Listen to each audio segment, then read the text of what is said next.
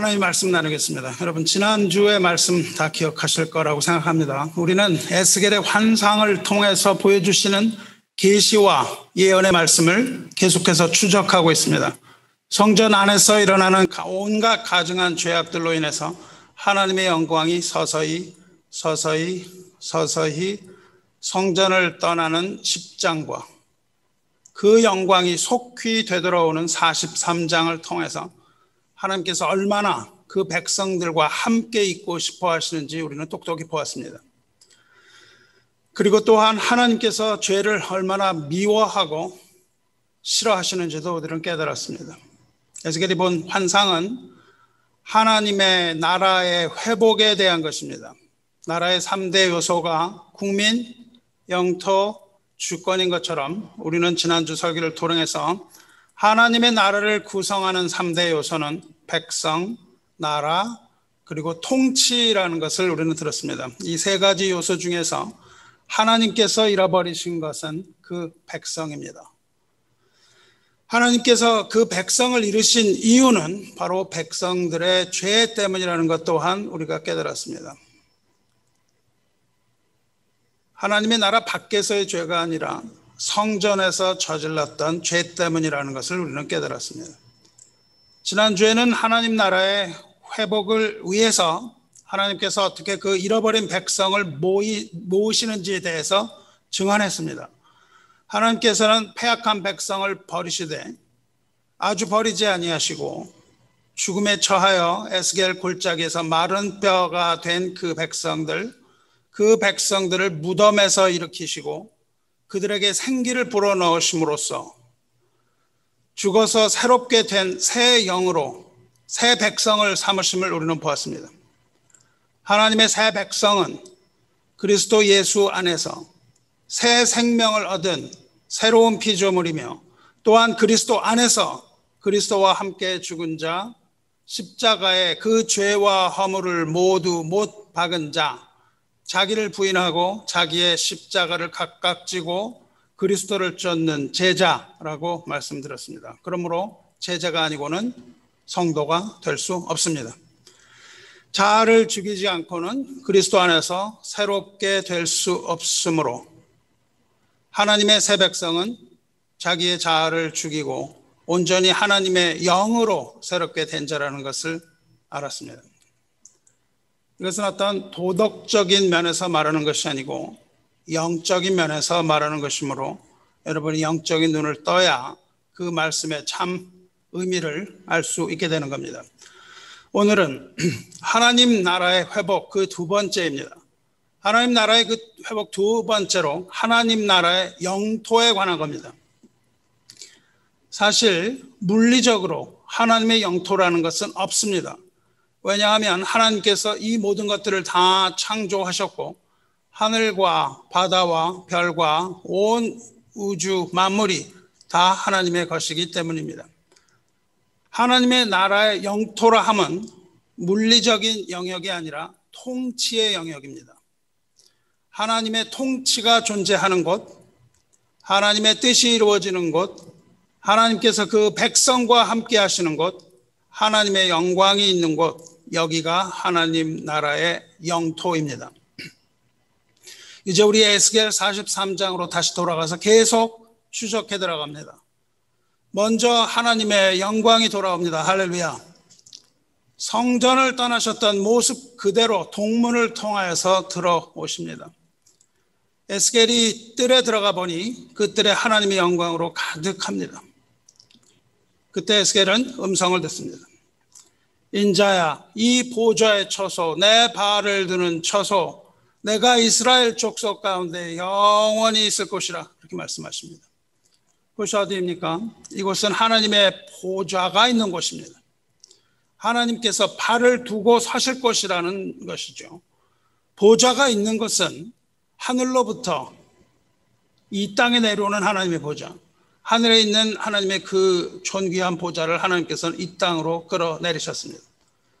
그 보좌가 있는 곳, 즉 하나님께서 보좌에 앉으셔 통치하시는 곳, 통치가 임하는 곳, 그곳이 바로 여기라고 그 음성이 선포하고 있습니다. 또 그것은 하나님의 발을 두실 곳이라고 선언합니다. 하나님의 보좌가 있는 처소, 내 발을 둘 처소, 이렇게 말씀하세요. 발을 둔다는 것은 곧 하나님의 임재를 뜻합니다. 하나님의 임재의 처소를 말해요. 하나님께서 임재하시는 곳, 그리고 하나님께서 친히 다스리는 곳, 그것이 바로 하나님의 나라이며, 더 구체적으로는 에스겔이 환상으로 본 존재하지 않는 성전입니다. 하나님의 영광은 하나님의 성전의 측량이 완성되었을 때 돌아오십니다. 그 성전은 측량한 그대로 세워지는 거예요. 주님께서는 성전으로 돌아올 것을 얼마나 갈망하셨는지 모릅니다. 그러나 그 성전이 무너졌을 때 하나님은 돌아올 수가 없었습니다. 그리고 그 성전이 완공되던 날 주님께서는 그 영광 가운데 돌아오셨습니다. 할렐루야. 구약을 읽어보면 우리는 구약과 신약으로 나누는데 구약의 마지막은 말라기서입니다. 말라기 선지자의 예언과 계시를 마지막으로 이스라엘을 400년 이상 하나님께서 떠나셨습니다. 그 영광이 떠나는 것을 에스겔이 보았던 것처럼 실제로 에스겔 이후로 하나님께서 400년 이상 이스라엘 떠나셨는데, 그렇게 떠나셨던 주님께서 살아있는 성전이신 그리스도께서 십자가에 죽으시고 제3일에 부활하셔서 그의 몸인 교회를 완성하셨을 때에 그 영광과 함께 이 땅으로 돌아오신 겁니다. 그것이 바로 신약의 시작입니다. 신약의 시작은 교회의 시작과 마찬가지인 거예요. 그래서 하나님의 교회가 완공되었을 때 주님께서는 이 땅으로 돌아오실 수가 있는 겁니다. 물론 그 가운데 한 사람 한 사람에게 임재하시고 주님께서는 늘 우리와 함께 하셨지만 주님의 영광은 교회가 완성되었을 때 돌아올 수가 있었던 겁니다. 우리 주 예수 그리스도와 그의 몸인 이 땅의 모든 교회에 다시금 하나님의 영광이 선포될지어다. 할렐루야. 아멘. 모든 피조물들은 그 앞에 하나님의 영광 앞에 무릎을 꿇을지어다. 할렐루야. 아멘. 교회는 다시금 시체들로서 하나님의 이름을 더럽히지 말지어다. 아멘. 교회는 자기 죄악을 부끄러워할지어다. 아멘. 이것이 바로 하나님의 영광을 돌아오게 한 그 성전의 완공의 모습입니다. 그것이 바로 우리가 때로는 하찮게 여기는 하나님의 교회입니다.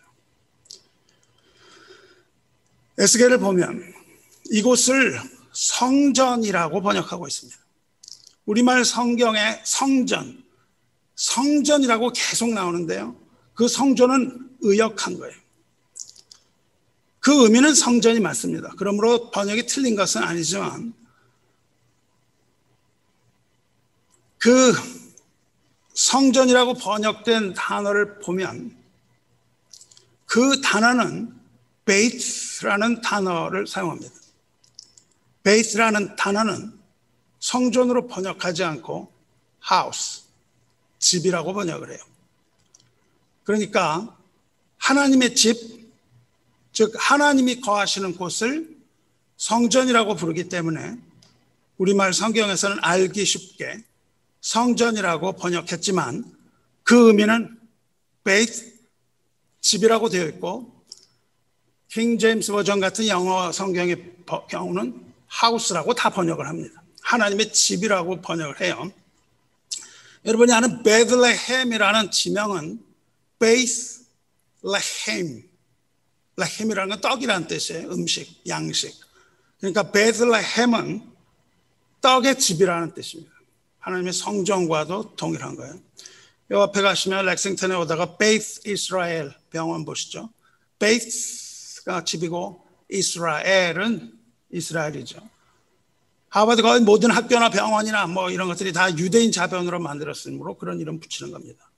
베이스 이스라엘 병원은 이스라엘의 집이라는 뜻입니다. 이스라엘의 집이 어디겠습니까? 이스라엘의 집은 곧 하나님과 함께하는 곳을 말합니다. 그러므로 그 병 고침에 있어서 하나님 중심적인 그런 치료 행위를 하고자 하는 겁니다. 아무튼 에스겔이 여기서 말하는 것은 하나님의 집입니다. 집은 하나님과 관계되는 것이며, 이 집, 구약에서 말하는 이 집은 예수님 오신 후 신약에 이르러서 두 가지 의미를 갖습니다. 첫 번째로 집이라 하는 것은 우리가 죽은 후에 보게 되는 천국을 집이라고 부릅니다. 예수님께서 요한복음 14장 1절 그래서 말씀하신 약속을 여러분 잘 기억하고 계시기 바랍니다. 우리가 주님을 만나는 날 이 약속을 주님 앞에 내밀어야 되기 때문에 그렇습니다. 주님께서 하신 그 약속의 말씀을 주님께 내밀고 그 말씀으로 주님을 영접해야 되기 때문에 그렇죠. 요한복음 14장 1절 무슨 말씀입니까? 너희는 마음에 근심하지 말라. 하나님을 믿으니 또 나를 믿으라. 내 아버지 집에 거할 곳이 많도다. 내가 너희를 위하여 거처를 예비하려 가노니 가서 너희를 위하여 거처를 예비하면 내가 다시 와서 너희를 내게로 영접하여 나 있는 곳에 너희도 있게 하리라. 내가 어디로 가는지 그 길을 너희가 아느니라. 그렇게 말씀하시죠. 예수님께서 내 아버지 집이라고 말씀하십니다. 여기서 예수님께서 말씀하신 천국이 곧 그 집이며 그 집을 하나님의 거처라고도 말하고 또한 우리가 함께 할 거처라고 말씀하고 계시는 겁니다. 그 집이 바로 우리가 영원히 거할 하나님의 집, 아버지의 집이에요. 아버지의 집은 어디입니까? 우리는 아버지의 집에서 태어납니다. 아버지의 집은 우리가 떨어져 나온 곳, 원래 우리가 있던 곳이 아버지의 집입니다. 아버지의 집은 우리가 워낙 있던 곳, 우리가 집을 나오기 전에 있던 그 집, 우리 본향이 아닙니까? 예수 그리스도 안에 있는 자는 모두 자기가 나온 곳, 그 포근한 나의 집, 천국, 영원한 우리 본향으로 돌아가게 되는 겁니다. 그것이 바로 아버지의 집이에요. 하지만 그 집에서 태어나지 않은 자, 예수 바깥에 있는 자는 성 바깥으로 쫓겨난다고 말합니다. 성 바깥으로 쫓겨나 거기서 슬피 울며 영원히 이를 갈게 될 것입니다. 요한계시록에서 말하더니 그날 말씀하시듯이 그날에 성 밖에서 포도주의 틀이 밟힐 것이라고 말씀하십니다. 포도주의 틀이 밟혀서 그 틀에서 피가 나서 말 굴레까지 닿을 것이며 그 피가 1600 스타디온에 퍼진다고 말씀하고 계십니다. 부디 예수 그리스도를 믿음으로 여러분의 본향 아버지의 집 천국을 소유하게 되기를 주님의 이름으로 축원합니다. 이렇듯 구약에서의 집, 그것은 솔로몬이 지은 성전을 말합니다. 그 집은 성전을 말하지만 그 집은 하나님께서 무너뜨리셨어요. 그리고 신약에 들어와서는 그 집은 우리의 본향 천국을 말합니다. 이 집은 이 땅에 있는 집이 아니고 하늘에 있는 천국입니다. 여러분과 우리가 갈 집, 그곳이 바로 아버지의 집입니다. 하지만 우리에게는 또 다른 집이 있습니다. 그 집은 이 땅에 있는 집입니다. 이 집 또한 하나님의 집인데 이 집은 땅에 있는 집, 하나님의 교회입니다. 우리에는 두 개의 집이 있습니다. 우리가 온 곳, 우리의 고향의 집이 있고 우리는 이 세상 광야를 살아가는 동안에 천막을 치고 살아가는 집이 있습니다. 그것이 바로 하나님의 집입니다. 사도 바울은 목사로서 교회를 섬기고 있는 영적인 아들이라고 부르는 디모데에게 서신을 보냅니다. 성경에는 개인에게 서신을 보낸 것이 있고 개인에게 보낸 서신이 있고 교회에 보낸 서신이 있고 불특정 다수에게 보낸 서신이 있습니다. 디모데 전후서는 디모데라고 하는 목회자에게 사도 바울이 보낸 서신입니다. 사도 바울은 오랫동안 디모데를 보지 못했으므로 그 교회를 향한 사랑과 큰 걱정 가운데 있습니다. 사도 바울이 그 수많은 박해를 당하면서도 그러나 마음속에 눌리는 것은 그 교회를 향한 근심과 걱정 때문이었습니다. 오랫동안 디모데를 보지 못하므로 그에게 교회를 어떻게 섬겨야 할지를 적습니다. 교회를 이렇게 섬기라고 적고, 두 번째로는 교회에서 어떠한 사람들을 일꾼으로 삼아야 할지를 사랑으로 권면합니다. 목사의 직분과 장로의 직분에 대하여 설명합니다. 그래서 장로를 잘 세우라고 권면을 합니다. 그 후에 집사들을 잘 선정해서 선한 청지기로 세워야 함을 지시합니다. 디모데서에 따르면 집사로 세울 사람은 첫째로 사람들로부터 인정을 받는 사람이어야 합니다. 형제와 자매들의 인정을 받지 못하는 사람을 집사로 세우면 안 된다고 말씀하고 있습니다. 둘째로 집사는 단정해야 한다고 말합니다. 집사라는 말의 의미는 식사할 때 옆에서 식사를 서브하는 사람을 집사라고 말합니다. 발에서 먼지가 날도록 뛰어다니는 사람을 집사라고 말합니다. 집사는 그러므로 단정해야 합니다. 단정이란 말은 옷을 깨끗하게 단정하게 입으라는 뜻이기도 하지만 방탕하지 않은 자를 뜻합니다.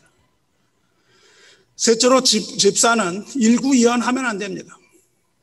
겉과 속이 다르지 않고 성실한 사람을 뜻하고 공명정대하고 성실한 언행 가져야 하는 사람을 집사로 세우라고 말했습니다. 넷째로 집사는 술에 임박이지 않은 자, 즉 술을 마시는 것이 아니라 성령이 충만한 자라야 집사의 자격이 있습니다. 그리고 집사는 더러운 이익을 탐하지 말라고 합니다. 더러운이란 말은 부끄러운이란 뜻이에요. 교회에서 부끄러운 자가 되어서는 안 되고 사람들의 눈 때문이 아니라 하나님에서 형제를 섬기는 자가 집사입니다. 여섯 번째, 집사는 양심의 믿음의 비밀을 가진 자라고 해요. 아무리 일을 잘해도 믿음으로 하지 않는다면 그것은 교회의 집사로 세울 수 없습니다. 그래서 사도 바울은 말합니다. 집사로 세우기 전에 먼저 시험하라 말씀하세요. 시험해 본 후 책망할 것이 없을 때 집사의 직무를 맡기라고 강하게 말합니다. 당시의 여자들은 집사가 아니었습니다. 우리 교회도 그렇습니다. 집사는 남성만 안수 집사로 세워요. 이 남자 집사뿐만 아니라 그러나 여자들도 동일하게 교회를 섬길 자격을 요구합니다.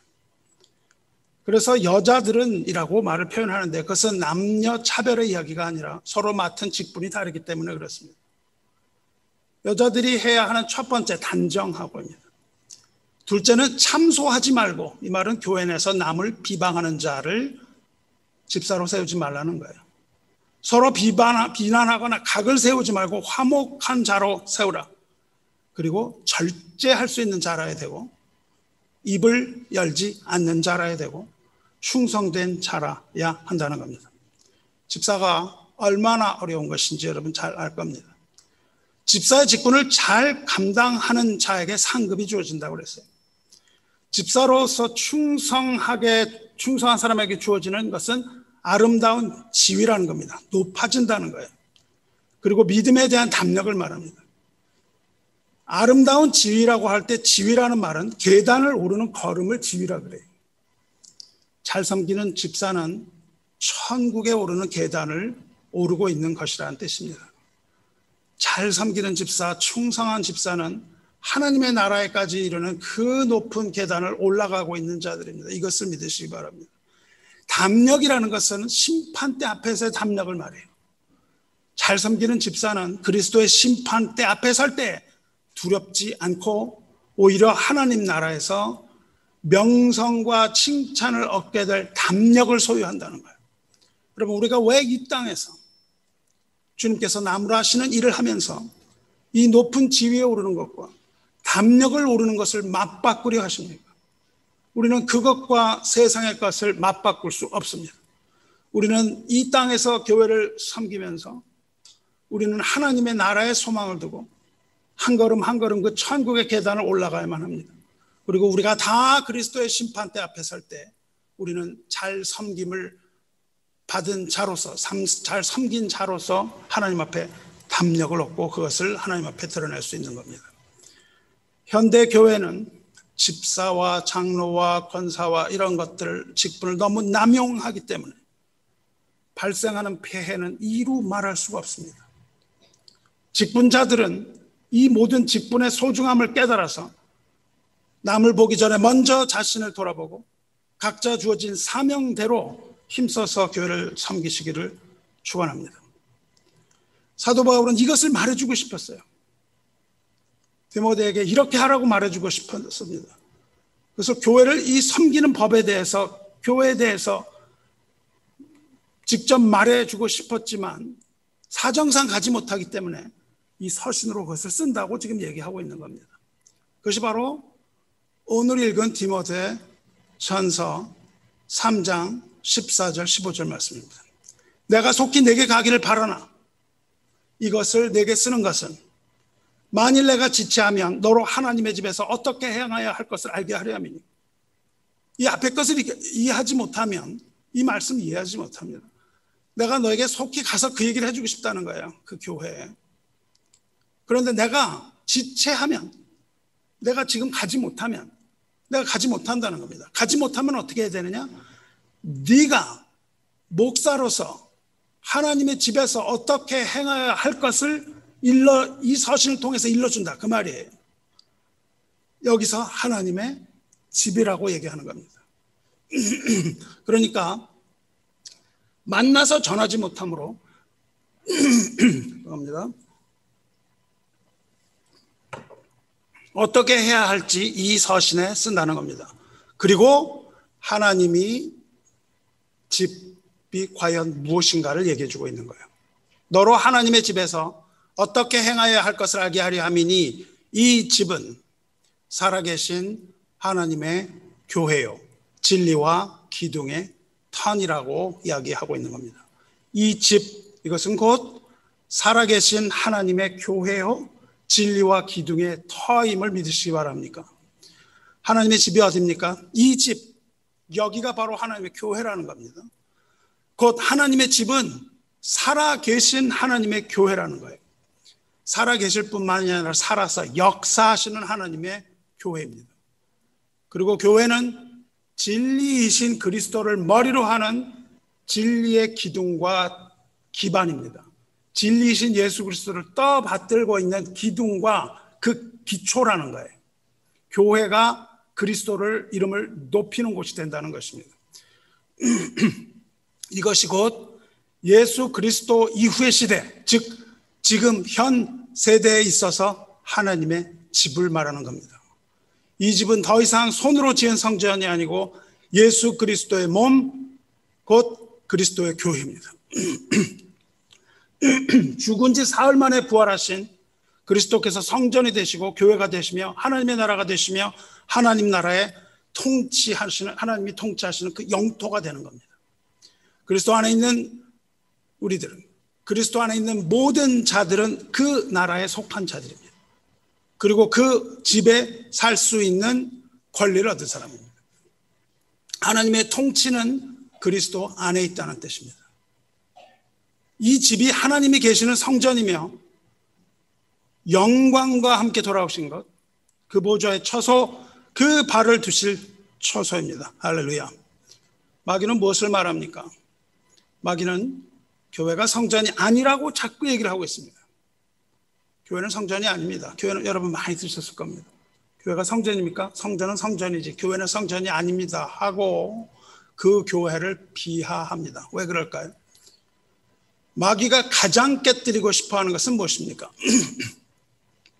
그리스도의 몸입니다. 마귀는 그리스도의 몸을 파괴하고 싶기 때문에 여러분에게 여러 가지 이야기들을 들려줍니다. 여러분에게 여러 가지 이야기를 들려줘서 교회가 격이 떨어지게 하는 것이죠. 그러나 여러분은 교회를 소중히 여길 줄 알아야 되는 겁니다. 교회가 없이는 여러분이 존재할 수조차도 없는 거예요. 하나님께서는 여러분의 영성에 아무 관심이 없으세요. 하나님께서는 교회에 관심이 있으시고 모든 은사는 교회를 세우기 위하여 주신 겁니다. 하나님께서 회복하실 하나님의 영토는 교회입니다. 이것을 분명히 깨달으시기 바라요. 교회는 근데 세 가지로 구분됩니다. 첫째는 광야 교회입니다.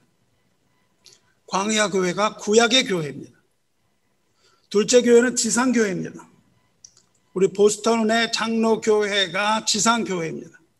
지상 교회는 나그네로 이 세상 살아가는 동안에 하나님께서 함께 하시고 이 땅에 하나님의 이름을 두신 곳입니다. 우리에게는 하나님의 이름이 있습니다. 셋째 교회는 하늘 교회입니다. 우리가 돌아갈 본향이요 새 하늘과 새 땅이라고 불리는 곳입니다. 하나님께서는 지상 교회를 통해서 하늘 교회를 회복하고 계시는 겁니다. 마른 뼈와 같은 자들을 살리시고 그 안에 함께 하셔서 하나님의 나라에 영원히 살게 될 그 하늘 교회를 회복하고 계시는 겁니다. 그러므로 우리는 중간기입니다. 여기가 곧 하나님의 나라가 회복되어가는 현장입니다. 여기에서는 돌을 다듬는 소리가 들리고 여기에서는 공장의 현장과 같이 시끄러운 것입니다. 하지만 우리는 그 가운데 영과 진리로 예배 드리는 예배자들과 함께 하는 겁니다. 그리고 하나님께서는 예배자들과 함께 하시는 거예요. 그러니까 이 예배자들은 천국을 건설하여 가는 사람들입니다. 킹덤 빌더예요. 하나님의 명을 따라서 그 천국을 완성하여 가는 중요한 소명을 받은 사람들입니다. 이제 에스겔 본문으로 다시 돌아갑니다. 1절에서 12절까지 살펴보면 1에서 5절은 돌아오신 하나님의 영광에 관한 내용입니다. 영광이 돌아옵니다. 그 다음 6, 7, 8, 9절은 더럽혀졌던 성전을 질책합니다. 다시는 그렇게 하지 말라고 말씀하시는 겁니다. 그리고 10절, 12절, 2절에서는 새 성전을 보여주십니다. 그리고 12장에는 새 성전의 법에 관하여 말씀하십니다. 그리고 이어집니다. 여기서 우리 1장에서 12절까지의 말씀이 무슨 말씀인가? 이거를 추적해 보려면 사용된 단어의 빈도를 살펴보면 됩니다. 세 개의 단어가 주로 사용됩니다. 1절부터 12절까지 잘 읽으시면 앞부분에는 영광이라는 단어가 반복됩니다.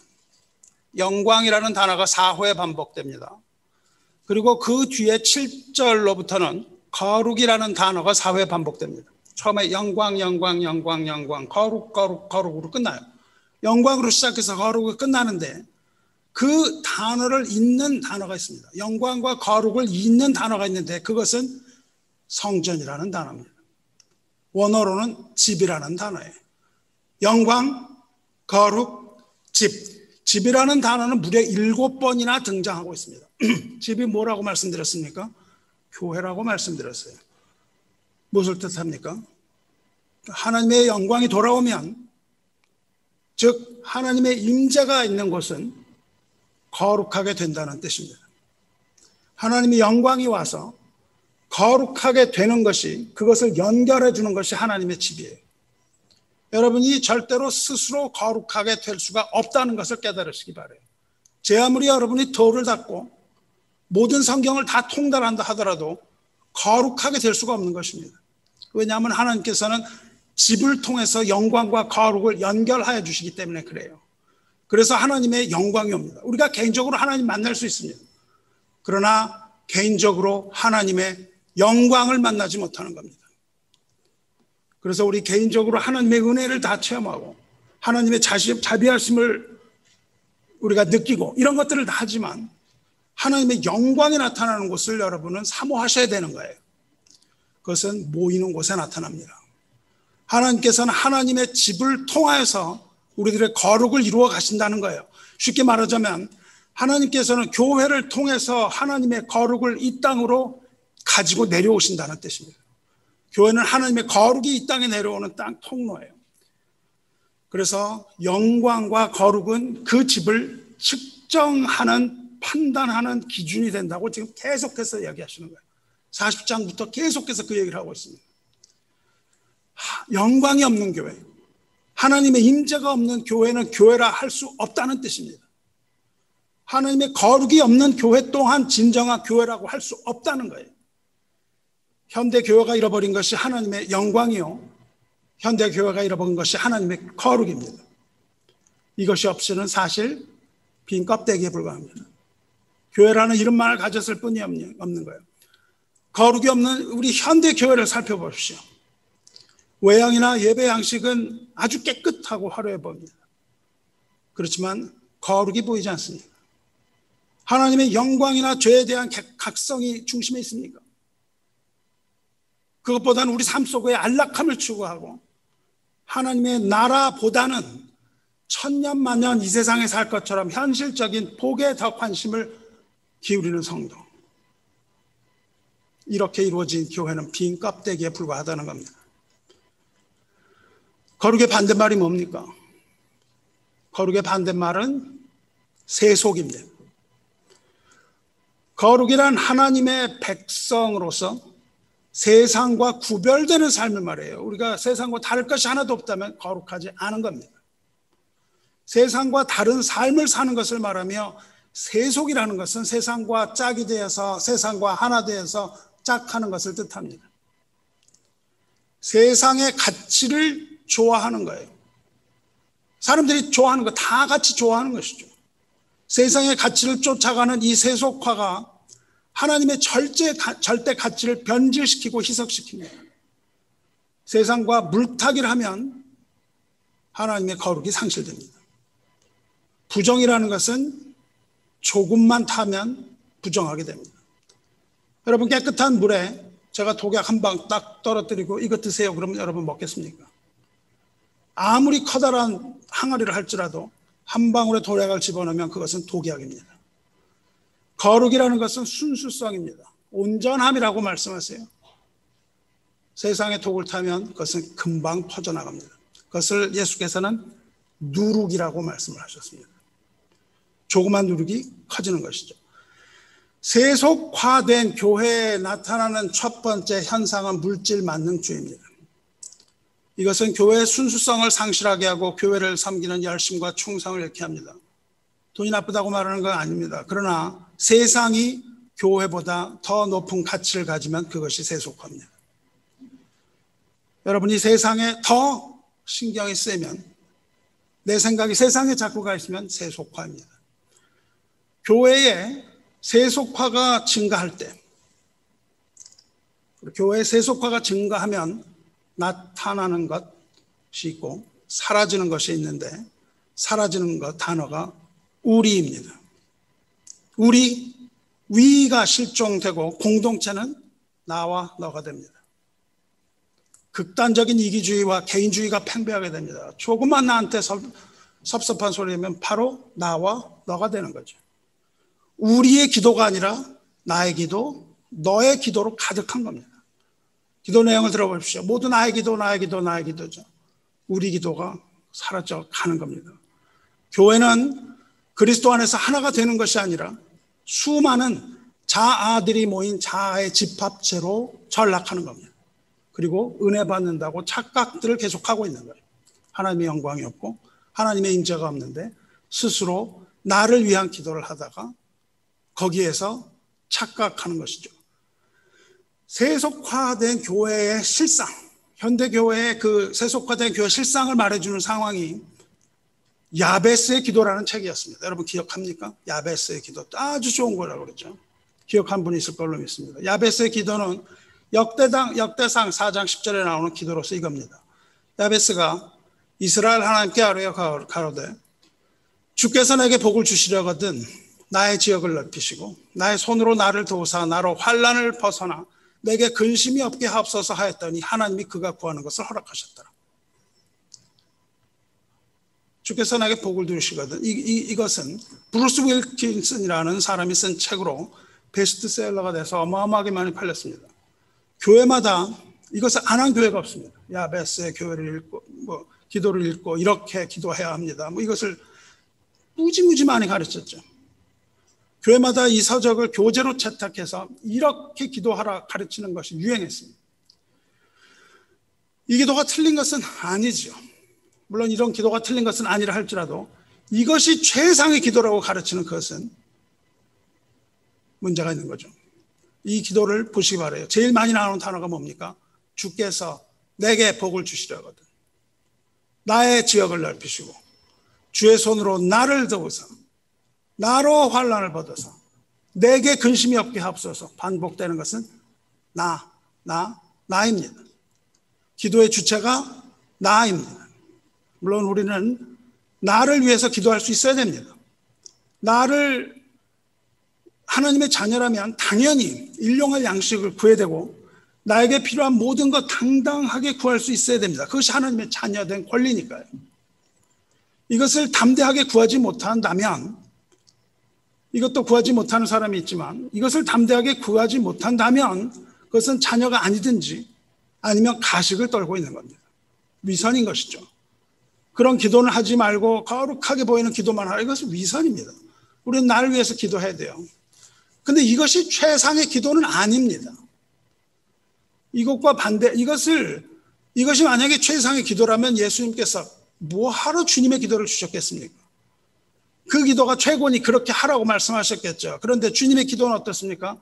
하늘에 계신 아버지의 이름이 거룩히 여김을 받으시오며 나라의 임하옵시며 오늘날 우리에게 일용할 양식을 주옵시고 우리가 우리에게 죄진 자를 사하여 준 것 같이 우리 죄를 사하여 주옵시고 우리를 시험에 들게 하지 마옵시고 다만 악에서 구하옵소서.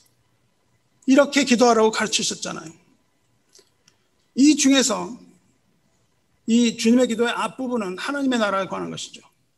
하나님의 나라와 의를 먼저 구하라 가르치신 거예요.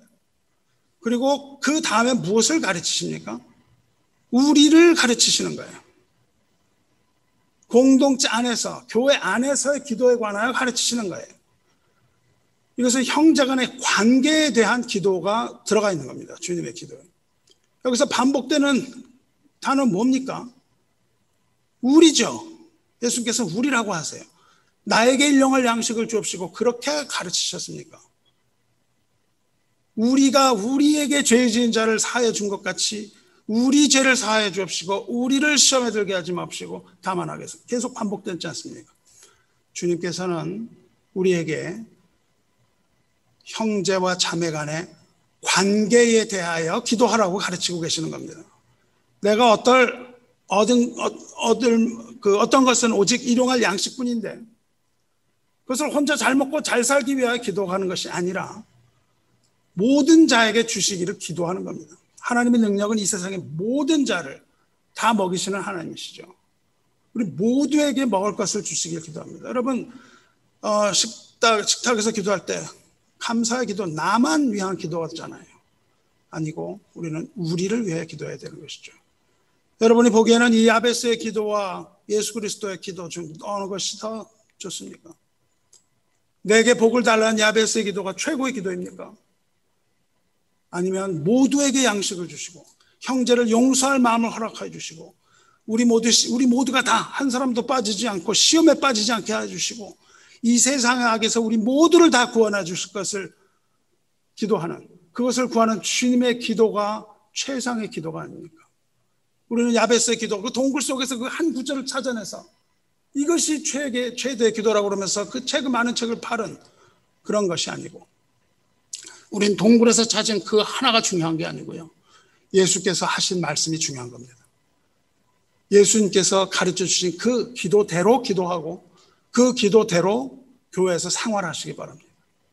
그렇습니다. 야베스의 기도가 나쁘다는 것이 아니라 야베스의 기도가 세상에서 제일 좋은 기도인 양, 자기의 욕심을 자꾸 부추기는 형태, 이 교회가 이렇게 부추기는 형태가 바로 교회가 세속화됐다는 증거입니다.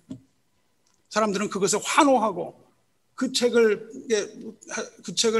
밀리언셀러가 되게 만들어주는 것이죠. 거룩을 상실하였다는 반증입니다.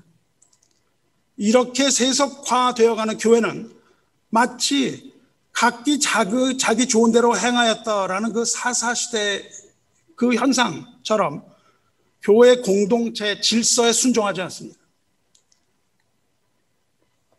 교회 공동체 질서가 엉망이 되는 것이죠. 각자 자기 좋은 대로 하면 되니까요. 교회는 나를 위해 존재하니까요. 교회 공동체 질서에 순종하기보다는 각각 자기 좋은 방법으로 믿음 생활을 해가는 그런 시대가 되어가고 있는 겁니다. 교회보다는 자신이 훨씬 더 중요한 거예요. 교회 이익보다는 교회가 희생할지라도 나의 이익이 먼저죠. 교회가 마음에 들지 않으면 떠나면 되는 겁니다. 교회 권징도 필요 없습니다. 지리도 필요 없습니다. 마음에 안 들면 옆 교회가 얼마든지 있는 것이니까요. 죽어도 교회를 섬기는 옛사람들의 기계는 다 사라졌습니다. 형제를 위해 희생하는 덕, 이런 거 찾아보기 힘듭니다. 그냥 개인들의 집단, 개인이 모인 집단으로 전락하고 있지 않습니까? 나와 너로 이어진 교회예요. 나는 나고 너는 너야. 이런 교회는 성도 간에 갈등하지 않을 수 없습니다. 나와 너니까요. 분열합니다. 투쟁하며 계급화됩니다. 그래서 교회가 구조적인 갈등을 겪지 않을 수 없습니다. 당이 나누어지는 거예요. 이렇게 좋은 사람 저렇게 좋은 사람으로 나누어집니다. 그리고 마침내는 교회는 깨뜨려집니다. 적그리스도 사탄은 바로 이것을 노리고 있는 겁니다. 여러분 마음 가운데 형제를 사랑하지 못하는 마음을 주는 거예요. 제가 교회 분쟁과 깨지는 것을 수년간 연구했습니다. 수많은 사태들을 다 연구한 결과 깨지는 교회는 동일합니다. 완전히 이 패턴을 밟고 있어요. 왜 그럴까요? 교회가 깨지는 것은 아주 단순한 원리예요. 왜냐하면 그렇게 깨뜨리는 그 일 뒤에는 동일한 자가 그 뒤에 서서 조종하고 있기 때문에 그렇습니다. 조종하는 자는 바로 마귀의 조종이에요. 동일한 마귀가 동일하게 조정을 함으로 방법이 똑같아요. 마귀가 유능한 것 같아도 유능하지 못하고 되게 무식합니다. 동일한 방법을 하는데 인간들은, 교회는 더 무식합니다. 그 장단에 다 놀아나고 있는 거예요. 그래서 적그리스도는 그렇게 하여 예수 그리스도의 몸을 깨뜨리는 겁니다. 예수께서 예수의 심장을 이야기하세요. 사도 바울이 내가 예수의 심장을 가져노라 그래요. 그 깨져가는 교회를 보면서 사도 바울 얘기합니다. 나는 예수 그리스도의 심장을 가졌노라 그러는데 그것을 말하는 심장이라는 것은 창자를 말합니다.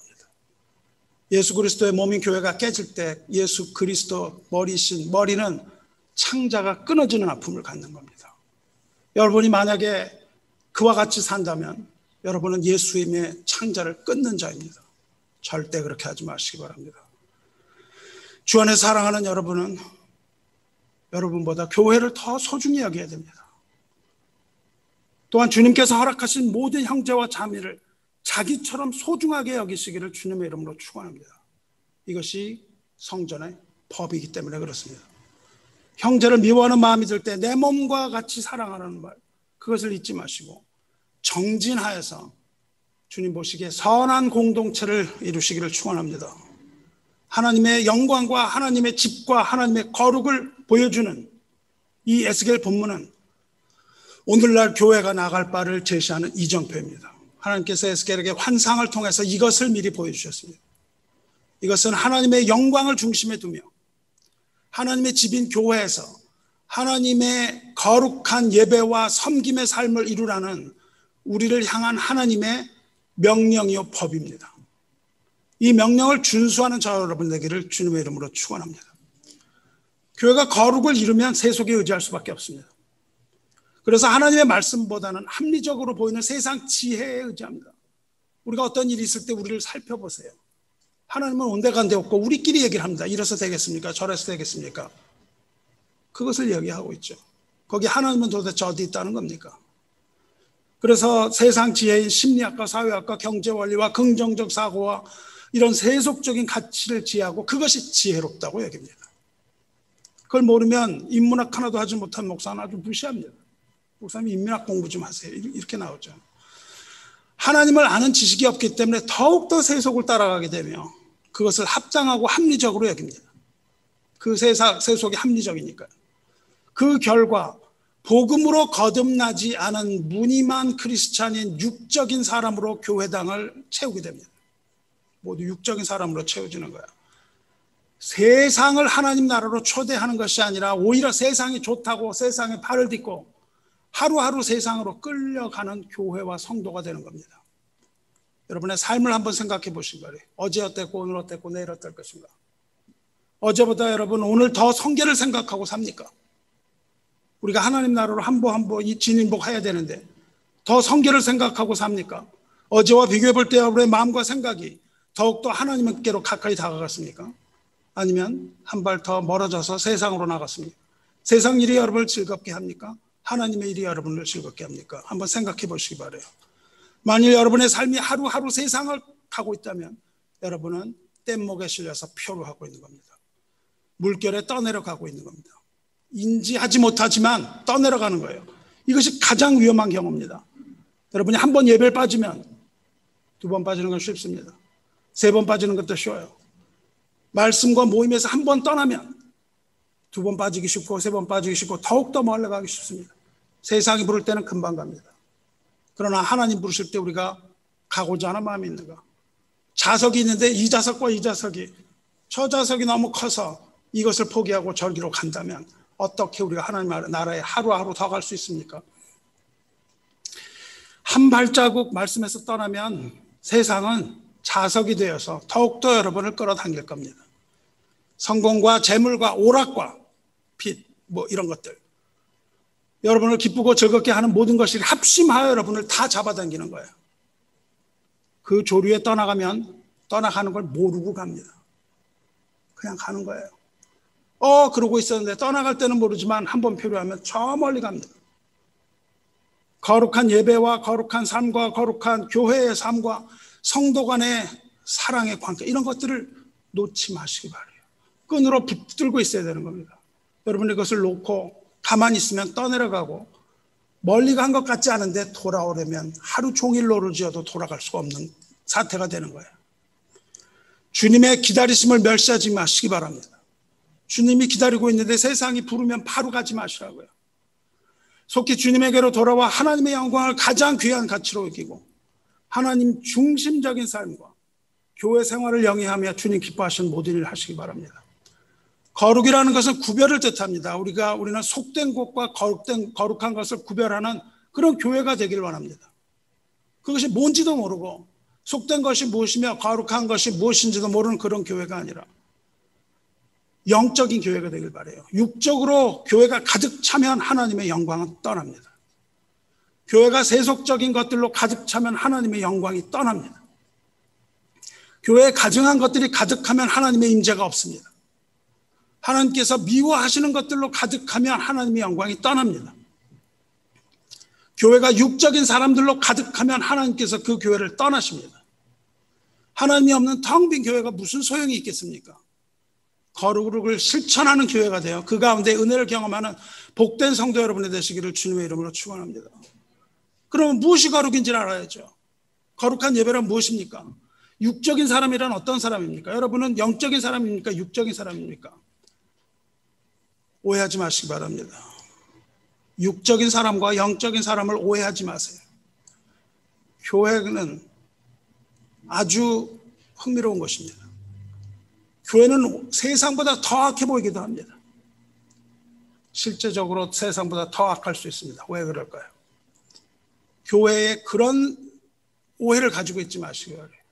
왜냐하면 교회에서 형제에게 손가락질 하시기 마시기 바라요. 왜냐하면 교회는 죄인들의 집단이기 때문에 그렇습니다. 교회는 병자와 가난한 자와 배고픈 자와 고아와 과부와 문둥병자와 세리와 창녀와 천대받는 자들이 모인 곳이기 때문에 그렇습니다. 그러나 이러한 자들은 육적인 자들이 아닙니다. 하나님께서는 이러한 사람들을 더럽다고 하신 적이 없습니다. 미워하신 적도 없고 하나님께서는 오히려 이런 사람들을 사랑하십니다. 내가 보기에 정말 못된 놈이 하나님 보시기에는 사랑하는 자가 될 수 있다는 겁니다. 내가 보기에는 더러운 자가 하나님 보시기에 깨끗하고 성결하다고 하실 수 있다는 겁니다. 이런 사람들은 영적인 사람들입니다. 스스로 죄인임을 시인하고 주의 이름을 불러서 구원을 얻는 자가 영적인 사람입니다. 스스로 병자인 것을 깨달아서 주님의 치유를 받기 위해서 나아가는 자가 영적인 사람입니다. 스스로 가난함을 인정하고 일용한 생명의 양식을 구하는 자가 영적인 사람입니다. 아무 힘도 없는 배고픈 고아와 과부긴 하지만 주님의 도우심을 간절히 바라는 자가 영적인 사람입니다. 문둥병자와 같이 상대해 줄 사람 없이 하나 없이 격리되었지만 주님의 사랑을 끈을 붙들고 놓지 않는 자가 영적인 사람입니다. 세리 같은 죄인이지만 자기 가슴을 치면서 회개하는 자가 영적이고 거룩한 자입니다. 창녀 같은 삶을 살았지만 그 길에서 돌아서는 자, 세상으로부터는 천대받는다 할지라도 하나님으로부터 인정받고 사랑받는 자, 이런 자들은 육적인 자가 아니라 영적인 하나님의 백성들이며 하나님께서 사랑하시는 하나님의 자녀들이며 거룩한 교회입니다. 그것이 교회의 모습이에요. 이 땅에 있는 교회의 모습입니다. 죄인과 병자와 더러운 자들과 창녀와 세리와 이런 자들에게 우리가 무엇라고 말할 수 있단 말입니까? 거기에 대해서 뭐라고 말할 수 있는 사람은 아무도 없는 거예요. 육적인 자들은 어떤 자입니까? 육적인 자들은 이런 자들입니다. 이런 자들로 교회가 가득하면 하나님의 임재를 경험하지 못합니다. 육적인 사람은 교만하여 하나님을 찾지 않는 사람입니다. 기도하지 않는 자가 육적인 사람입니다. 하나님께 기도할 줄도 모르고 하나님이 인정하지도 않고 때로는 하나님이 없다고 하는 자들이 육적인 사람들입니다. 교회에 육적인 사람들로 가득하면 하나님의 영광은 떠납니다. 스스로 부자라고 여기지 않고 자족하지 못하는 것, 자족하지 못하고 오직 나를 위하여 주께서 주실 것을 기도하거나 오직 나만을 위해서 재앙을 모르는 사람도 세상을 사랑하는 육적인 사람이라고 지금 얘기하고 있는 거예요. 제 이야기가 아니고 골로새서 이야기하고 있는 겁니다. 스스로 영적이라고 생각하는 자 또한 사실은 육적입니다. 내가 영적이라고 교만한 자가 모두 육적인 사람들이에요. 하나님은 거기 관심이 없으시다니까요.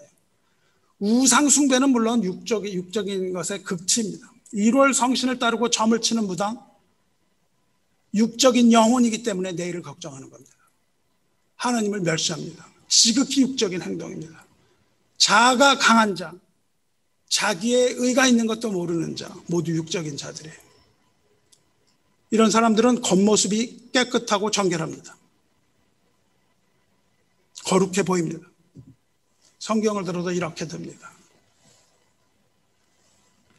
그것이 거룩이 아닙니다. 양복을 입고 교회에 출석하여 좋은 말 듣기를 좋아하는 거죠. 그런데 사실은 이들은 하나님 보시기에 양복 입은 무당들입니다. 우리는 양복 입은 무당이 되어서는 안 되는 겁니다. 그런 자에게는 하나님의 진노가 쌓여가는 겁니다.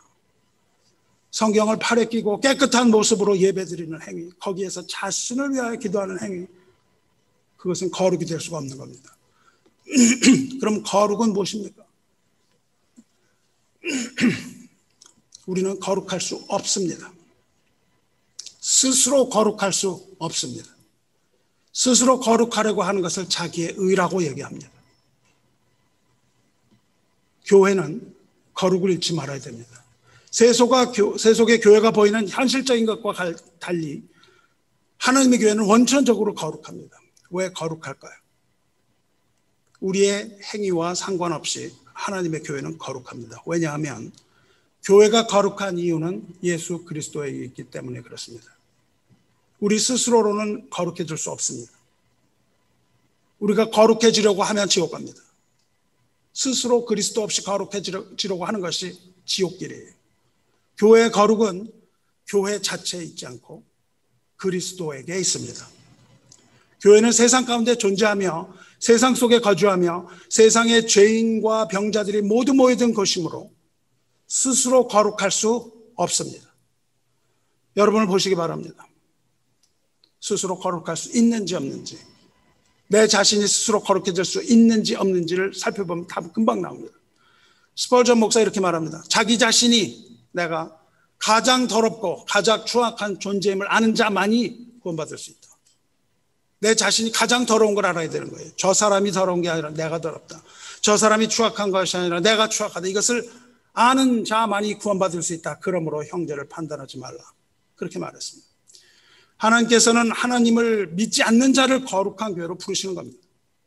세상의 죄인들, 버려진 자, 잃어버린 양, 두려움에 떠는 자, 병든 자와 저는 자들을 다 부르시고 예수 그리스도 안에서 그 사랑으로 용납하시는 겁니다. 그렇게 용납하여 주시고 용서하여 주시고 치유하여 주시고 거룩하게 만들어 주시는 것이며 그러한 자들을 거룩한 성도라고 부르는 겁니다. 그리스도 바깥에서는 거룩해 줄 수 없습니다. 우리가 죄가 없어서 거룩해지는 것이 아닙니다. 죄가 없어서 거룩해질 수 있는 것이 아니라 십자가에서 흘리신 예수 그리스도의 보배로운 피를 믿음으로 거룩해지는 겁니다. 거룩하신 예수님과 예수님을 믿는 믿음으로 우리가 주님과 하나 될 때에 거룩해지는 겁니다. 거룩할 수 없는 자들을 예수 그리스도의 은혜로 말미암아 거룩하다고 불러주시는 겁니다. 그 이름을 부르고 믿는 자를 자녀 삼아 주셨기에 그 백성을 거룩한 성도라고 불러주시는 겁니다. 거룩의 근거가 우리에게 있는 것이 아니라 예수 그리스도의 피와 예수 그리스도의 십자가의 공로로 성삼위 하나님으로 말미암아 교회가 거룩하게 되는 겁니다. 그리스도 안에서 그리스도로 말미암아 교회는 거룩하게 되는 겁니다. 저와 여러분 같은 사람들이요. 예수 그리스도께서 교회의 머리심으로 교회는 거룩합니다. 누구든지 그리스도의 영이 없으면 그리스도의 사람이 아닙니다. 제 아무리 선해도 그리스도의 영이 없으면 성도가 아닙니다. 그리스도의 교회는 하나님의 영으로 공동체를 이룬 것이므로 그 자체가 거룩합니다. 믿음으로 부르심에 호응하여 세례를 받고 믿음의 길을 통해서 그리스도의 제자가 되어 이룬 공동체라면 그 교회는 거룩합니다. 그러므로 그리스도의 몸이란 이 몸으로 우리는 거룩함을 입는 겁니다. 그리스도의 몸이라는 것은 그리스도께 충성하는 거예요. 몸은 머리의 말을 듣게 되어 있는 것이기 때문에 그렇습니다. 여러분이 몸인지 아닌지 살펴보시기 바라요. 그리스도께 충성하고 있고 그리스도께 순종하고 있으면 여러분은 그리스도의 몸입니다. 피 흘려 몸소 세우신 교회의 질서에 순종함으로 우리는 거룩을 유지할 수 있습니다. 교회는 성령께서 임재하심으로 거룩하게 되는 겁니다. 교회는 말씀의 역사함으로 거룩하게 되는 거예요. 성령에 의해서 세워지고 성령께서는 교회를 세상 속에서 구별하시고 선별하셔서 영원한 생명을 주시는 겁니다. 여러분, 교회는 생명입니다. 성령의 인도하심을 따라서 거룩하게 되는 거예요. 의롭게 되었지만 여전히 죄가 남아있는 이 교회와 나는 성령의 임재하시는 공동체로서 거룩한 겁니다. 이 공동체를 통해서 하나님께서는 하나님의 나라를 회복시켜 가고 계시는 겁니다. 하나님의 나라를 위해서 교회는 거룩함 가운데 하루하루 성화되어 가는 겁니다. 이것이 바로 사도행전에 나타난 성령에 의해서 세워진 교회의 모습입니다. 여러분, 성령을 어떻게 받았습니까? 모여서 기다릴 때 받았습니다. 흩어져 있을 때 성령 받지 못해요. 회개하여 각각 예수 그리스도의 이름으로 세례를 받았습니다. 죄사함을 받았습니다. 그리고 성령의 선물을 받아서 하늘로부터 부어지는 성령의 충만함을 입은 교회예요. 사도의 가르침에 온 힘을 다했습니다. 힘을 다해 배웠습니다. 서로 사랑의 교제를 나누었습니다. 함께 떡을 떼기를 소홀히 하지 않았고 기도에 전념했으며 날마다 마음을 같이하여 교회에 모였습니다. 음식을 먹을 때 기쁨과 순전함으로 먹었습니다. 입으로는 하나님을 찬미했습니다. 전도하여 구원받는 백성을 날마다 더하게 하는 교회였습니다. 이런 교회가 그리스도 안에서 거룩한 교회입니다. 여러분, 우리 교회를 한번 살펴보시기 바랍니다. 우리도 이러한 교회와 성도 여러분이 되기를 주님의 이름으로 축원합니다. 오늘 읽은 골로새서 말씀은 바로 이거죠. 그리스도의 은혜로 새 사람을 입었으니 이제 교회로서 행할 바를 알려주는 말씀입니다. 거룩한 교회의 성도는 하나님께서 택하셔서 거룩하게 하시고 사랑하심을 입은 자들입니다. 거룩은 하나님의 택하심의 결과예요. 거룩은 교회나 성도의 어떠함에 있지 않습니다. 하나님의 택하심에 있다는 겁니다. 택하신 결과 거룩하게 되는 겁니다. 택하신 결과 하나님의 사랑을 입는 겁니다. 이렇게 택하심을 받고 구원받는 성도는 남과 같이 자기도 죄인임에도 불구하고 감격에 넘쳐서 겸손한 마음으로 남을 섬기려는 동기가 주어지는 겁니다. 확인해 보시기 바라요. 그러므로 자기의 선함 때문이 아니라 하나님의 택하심을 입음을 인식하는 성도라면 스스로 그만할 수 없으며 오히려 겸손해져서 방심하지 않고 오히려 열심을 품어 선을 행하지 않을 수가 없게 된다는 겁니다. 우리가 거룩함을 입은 성도라는 사실을 안다면 어떻게 우리가 불의를 행할 수 있겠으며 우리가 하나님의 사랑을 받는 자녀임을 안다면 어찌 세상을 하나님보다 더 사랑할 수가 있겠습니까? 거룩한 자, 곧 하나님의 택하심을 입어서 그 앞에 엎드린 사람에게 나타나는 것은 긍휼과 자비와 겸손과 온유와 오래 참음이라고 말씀하십니다. 이것이 거룩한 교회의 모습입니다.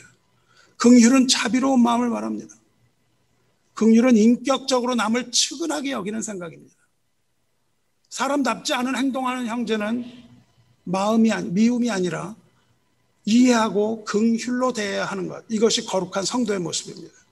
겸손은 남보다 나를 더 아래로 낮게 여기는 겁니다. 높고 낮은 것은 하나님이 판단하실 겁니다. 그것은 주님께서 재림하실 때 판단하는 겁니다. 지금 겸손한 자를 그때 주님께서 높이시는 겁니다. 온유는 남을 베거나 찌르거나 찍는 말과 행동을 하지 않는 겁니다. 오래 참음, 인내는 곧 사랑의 다른 언어입니다. 그러므로 거룩은 곧 온전한 관계를 말합니다. 성도 여러분 사이의 관계가 거룩함이에요. 누가 누구에게 불만이 있거든 서로 용납하여 피차 용서하되 주께서 너희를 용서하신 것 같이 너희도 그리하고. 거룩은 곧 용서하고 용서받는 관계입니다. 하나님의 거룩함 가운데 미움은 사라지고 불만을 안갚음하는 것이 아니라 서로 용납하고 용서하고 허물을 덮어주는 겁니다. 타인의 죄를 용서하면 주께서도 여러분과 저의 죄를 용서하실 것이며, 우리가 타인의 죄를 용서하지 아니하면 주께서도 저와 여러분의 죄를 용서하지 않으실 겁니다. 거룩한 교회는 이렇게 택함을 받고 그 뜻에 합당한 삶을 살아가는 교회입니다. 그런데 이것들만 가지고 안 된다고 말씀하셨습니다. 이것들만 가지고 안 되고 이 모든 것 위에 사랑을 더해야 합니다. 사랑은 이 모든 것을 온전하게 매는 띠입니다. 사랑으로 묶지 않으면 이 모든 것들은 다 제멋대로 풀어지고 결실을 맺지 못하는 겁니다. 사랑은 교회를 거룩하게 하는 원동력이요 묶는 띠입니다. 거룩과 사랑은 동의어입니다. 이것이 바로 하나님 나라의 법이요 계명입니다. 이것을 지키지 않으면 천국에 들어갈 수 없다고 말씀하셨어요. 이것이 바로 법이기 때문에 그렇습니다. 그의 몸인 거룩한 교회의 법입니다. 교회의 법은 사랑의 법이므로 누구나 그 법에 순종해야 합니다. 누구라도 형제를 사랑하지 않는 자는 하나님의 저주를 받을 것입니다. 그것이 성경의 말씀입니다. 이 모든 거룩함 가운데 여러분에게 주어지는 것은 하늘로부터 부어지는 하늘의 평강입니다. 거룩함을 덧입어 하늘의 평강을 누리시길 축원합니다. 평강이라는 것은 형제간의 화평을 말해요. 형제간에 화평하지 않으면 여러분 마음 가운데 평강이 없기 때문에 그렇습니다. 이 평강은 그리스도 안에서 한 몸을 이룰 때 주어집니다. 한 몸을 이루지 못한다면 여러분은 결코 평강을 누리지 못합니다.